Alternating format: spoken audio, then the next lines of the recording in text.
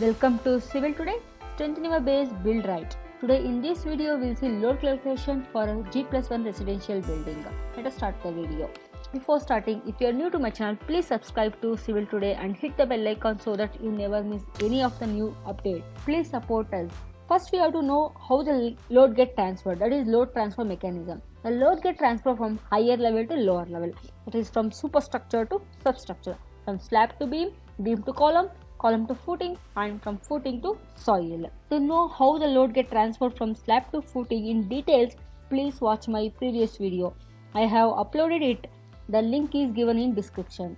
Types of loads. There are mainly two types of loads: gravity loads and lateral loads. Gravity loads, which act in a downward direction. Examples are dead load, live load, snow load, etc. Next, lateral loads, which act in a horizontal direction. Examples are wind load and earthquake load. In this video, we are going to calculate the gravity load, that is dead load and live load acting on a G+1 building. For that, we will take a small example of a building plan. In a given plan, the thickness of slab is taken as 130 mm, that is 5 inch, and sizes of all beams and columns is taken as 230 mm by 300 mm. Next, size of footing. We will calculate the size of footing based on the load coming on the building. We know that the load transfer from higher level to lower level. So, first is load on slab, dead load. Self weight of slab. Self weight of slab is nothing but slab thickness into unit weight of RCC, because the material used for slab is RCC. So, unit weight of RCC is taken. Then self weight of slab, we will get it as thickness of slab 130 mm into, so 0.13 meter into 25. That is unit weight of RCC. We will get it from IS 875 part 1. Then self weight of slab, we will get it as 3.25 kN per meter square. Next, floor finish load on a slab is usually taken as 1 to 1.5 kN per meter square, and partition wall load is taken as 1 kN per meter square, and waterproof material load on a slab is usually taken as 1 kN per meter square. Then by adding all the loads, the total dead load on slab, we will get it as 6.75 kN per meter square. After the dead load, live load. Live load is taken from IS 875 part 2. The live load on slabs for residential building varies from 2 to 3 kN per meter square. Then next, the total load on slab. Dead load plus live load gives total load. Dead load is 6.75, live load is 3. Total load we will get it as 9.75 multiplied with 2, because G+1 story we are taking, ground floor and for first floor. In both the floors we will get a slab. So total load of both the floor slabs is equals to 19.5 kN per meter square. This is unfactored load. If you want factored load, then multiply with 1.5. You will get 29.25 kN per meter square as a factored load coming on the slab. Next, we will see how to calculate the load on staircase. The thickness of west slab is taken as 150 mm and riser as 150 mm, thread equals to 250 mm. In staircase, we will calculate load on going and load on landing area separately. For load on going, the self weight of west slab, which is equals to west slab thickness into unit weight into under root of r square plus t square by t. R is nothing but riser and t is represented by thread. So self weight of west slab, we will get it as 4.37 kN per meter square. Next, self weight of each step, which is equals to r by 2, that is riser by 2 into unit weight. We will get it as 1.875 kN per meter square. Next, floor finish load on staircase is taken as 1 kN per meter square. Next, live load on staircase is taken as 3 kN per meter square from IS 875 part 2. Then total load on going, by adding all the 4 loads, this is a self weight of west slab, self weight of steps, and floor finish load and live load, we will get a total load on going as 10.25 kN per meter square. This is the unfactored load. The factored load, that is ultimate load on going, which is equals to 1.5 into 10.25, we will get 15.36 kN per meter square. For this load, we will design the staircase. Next part of staircase is landing area, that is load on landing. Next, self weight of landing, which is equals to thickness of landing, is taken as 150 mm, so 0.15 into density of RCC is 25. So we will get self weight of landing as 3.75 kN per meter square. Next, floor finish load on a staircase landing is taken as 1 kN per meter square. Then live load on staircase is taken as 3 kN per meter square. Then total load on landing will get it as 7.75 kN per meter square. This is unfactored load. To get a factored load, just multiply it by 1.5. Then we will get 11.625 kN per meter square as a factored load. For this load, we will design the landing area.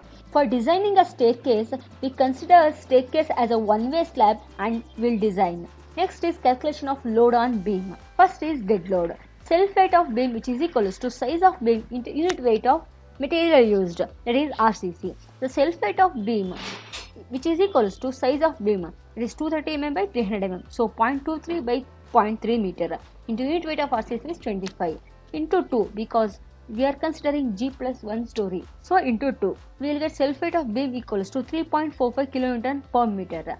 Next, wall load on beam, which is equals to thickness of wall into wall height into unit weight of material used. For the walls, the material usually used is bricks.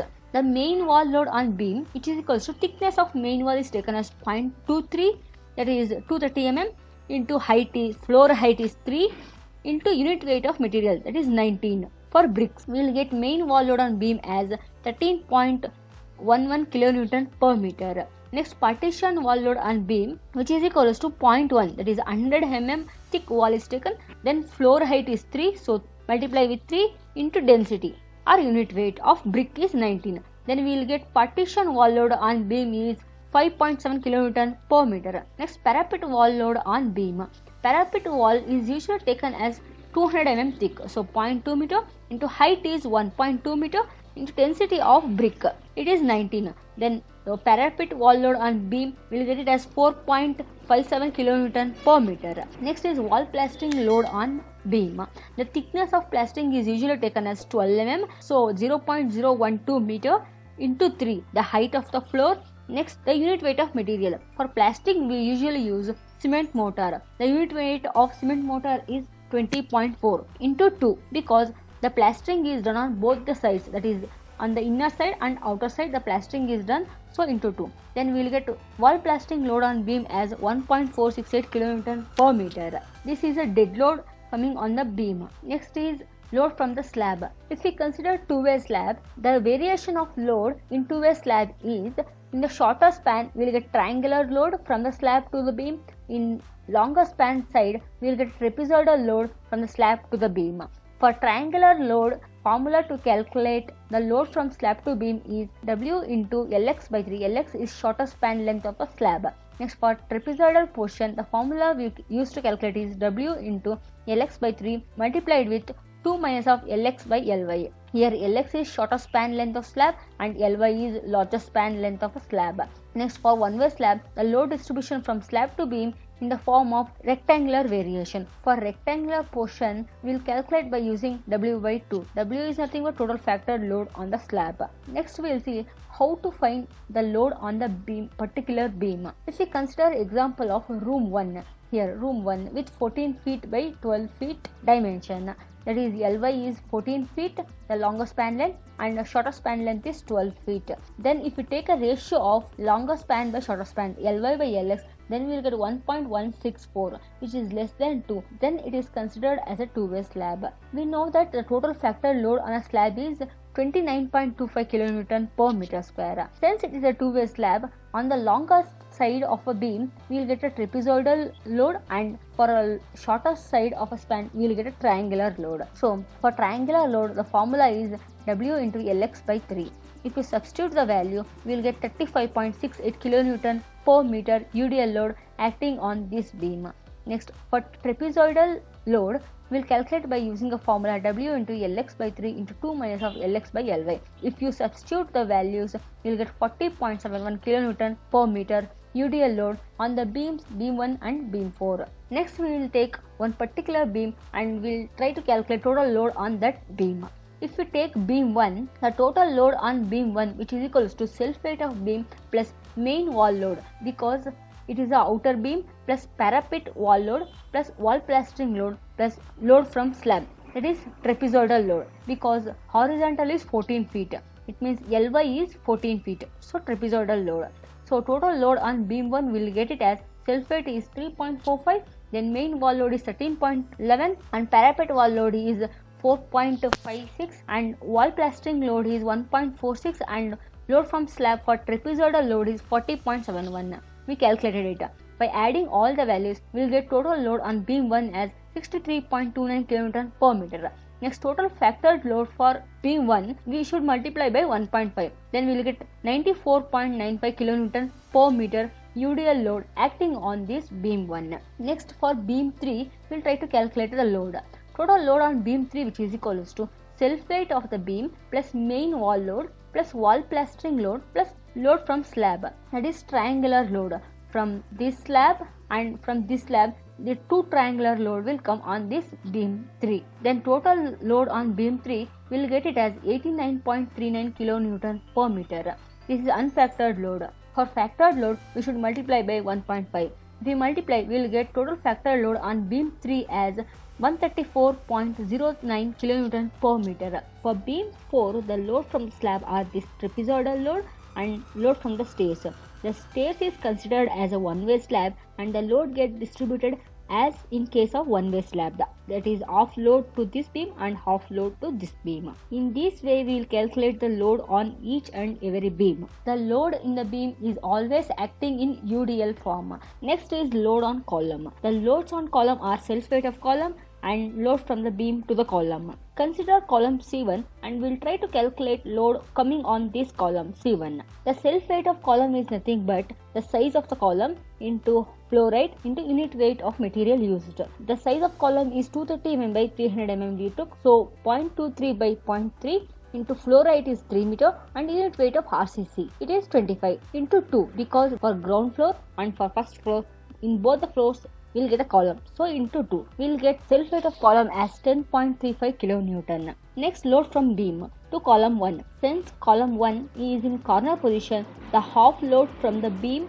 1 and half load from the beam 2 get transferred to column 1. The load on the beam is in the form of UDL load and this UDL load get transferred to column as a point load. So half load from beam 1, that is 94.95 UDL load on beam multiplied with a distance by 2, we'll get the beam load half load to the column as a point load. Then half load from beam 2, that is 87.40 is a UDL load on this beam 2 and 3.66 is the distance divided by 2. We'll get half load from beam to column 1. This distance is multiplied because we are converting UDL load to point load, so distance is multiplied. Then we'll get load from the beam as 362.18 kN. Load on this C1 column 1 will get self weight plus load from the beam 1 and beam 2. We'll get 372.53 kN load on this column 1. Next we'll try to calculate load on column 2. The load on column 2 is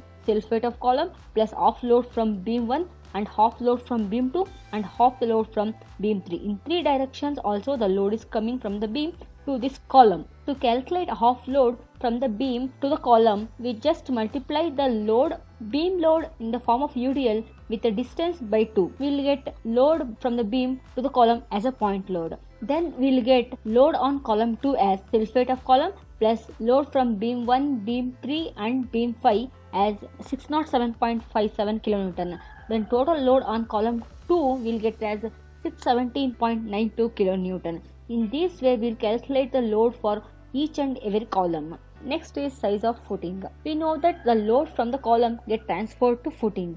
So the size of footing depend upon the load on the column and SPC of soil. So in this case we are assuming the SPC of soil, that is safe bearing capacity of soil, as 200 kN per meter square. Then load on the footing 1. For column 1 the corresponding footing is F1, that is footing 1. Then load from the column 1 is 372.53 kN. This is factored load. For column design we will take unfactored load. So divide it by 1.5. We will get 248.35 kN as a column load, that is unfactored column load. Next, self weight of footing is usually taken as 10% of unfactored column load is considered as a self weight of footing. So 10% of 248.35 is 24.83. Then total load on footing 1 will get it as the unfactored load on the column, that is 248 plus 24.83. We will get 273.2 kN load on the footing. For this 273.2 kN load, we'll design the footing. To find the size of a footing, first we'll calculate the area of footing. Area of footing, which is equals to total load on the footing divided by safe bearing capacity of soil. Total load on the footing we calculated as 273.2 kilonewton divided by safe bearing capacity we assumed as 200. Then area of footing will get 1.36 meter square. If we consider square footing, we will take length equals to width. Then size of footing will get L equals to B equals to under root of area, that is 1.36. We will get 1.16 meter. But in our case, we took rectangular footing. So one side of a footing, that is B or L, assume it, and another side we will find. One side, that is here B is assumed. Width is 1 meter we assumed. Then length of the footing we will get as area of footing by width. Then we will get 1.36, approximately 1.4 meter. Then size of footing for column C1, that is F1, is 1.4 meter length by 1 meter width footing required. Next we will try to calculate the size of footing for column C2. The SPC of soil we have taken as 200. Then load on column, in the same way we will calculate. Load from the column 2. The total factored load on column 2 is 617.92. We will unfactor it by dividing 1.5. We will get 411.95 kN. Next, self weight of footing is taken as 10% of unfactored load of column. We will get 41.91. Next, total load on a footing 2. We will get it as self weight of footing plus unfactored column load. We will get 453.14 kN load on the footing 2. Next, for this load, we will find the size of a footing.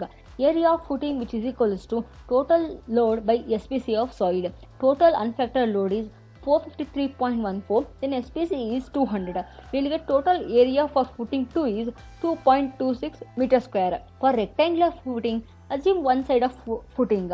If you assume B as 1.4 meter, then length of the footing, which is equals to area, that is 2.26, divided by the width of the footing, that is 1.3 if you take, then we will get 1.6. Then size of footing required for column 2 as 1.6 by 1.4 meter. Minimum depth of the footing is taken as 3 feet, that is 0.9 meter or 1 meter should be minimum depth of the footing should be taken. Always to find the size of footing, load considered should be service load for isolated footing.